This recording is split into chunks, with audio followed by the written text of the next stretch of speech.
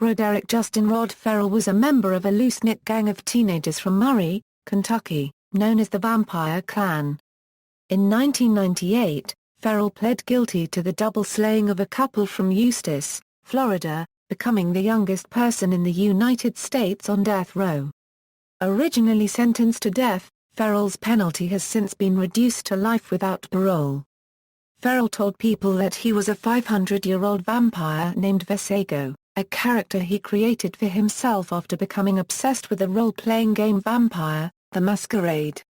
The killings: on November 25, 1996, Naomi Ruth Queen and Richard Wendorf were found by their daughter Jennifer Wendorf, beaten to death in their Eustis home. While 49-year-old Richard Wendorf was asleep on his couch and Ruth was in the shower, Ferrell and accomplice Howard Scott Anderson had entered the home through the unlocked garage, picking up the murder weapon. Before Richard had even awakened, Ferrell beat him multiple times with a crowbar, fracturing both his skull and ribs, almost instantly knocking him out, and killing him shortly thereafter. When Ruth had found Ferrell and Anderson in the home moments later, Ferrell bludgeoned her to death, bashing her head with a crowbar. He claimed in his confession, however, that in his original plan, he was going to allow Naomi Ruth to live, but she first attacked him by lunging at him and throwing a very hot cup of coffee on him, which angered him and made him change his mind and kill her also.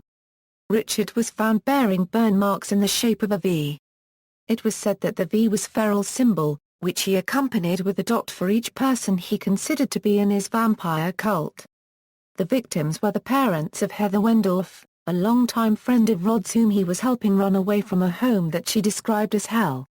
Heather and the other girls that were with Ferrell and Anderson were not at the Wendorf home when the murders took place. Charity and her friend Dana had driven Heather to her boyfriend's apartment so Heather could say goodbye before leaving for New Orleans, leaving Roderrick and Scott outside the Wendorf home. After 4 days of driving through 4 states, the group was found in Baton Rouge, Louisiana. It is believed that Ferrell liked a video arcade in New Orleans, and they were headed there. One of the girls, Charity Eustis, placed a call to her mother in South Dakota. The group needed money, and Charity thought her mother could help them. However, Eustis' mother informed the police about her whereabouts and helped police trick Ferrell, Wendorf, and the rest of the teens into going to a local Howard Johnson's hotel, where they were arrested by waiting law enforcement. The 4 were held at a Baton Rouge jail for a week before being extradited back to Florida, where they were initially booked at the Lake County Jail. They were later moved to a juvenile facility in Ocala. On February 12, 1998, then 17-year-old Ferrell pled guilty to the murders, claiming that the others traveling with him were innocent except Scott Anderson, who was simply an accessory. Ferrell pled guilty to 2 counts of felony murder and was sentenced to death by the judge Jerry T. Lockett. Charity Eustis was convicted of 2 counts of third-degree murder, robbery with a gun or deadly weapon and burglary armed with weapon or explosives. She was sentenced to 10.5 years in state prison.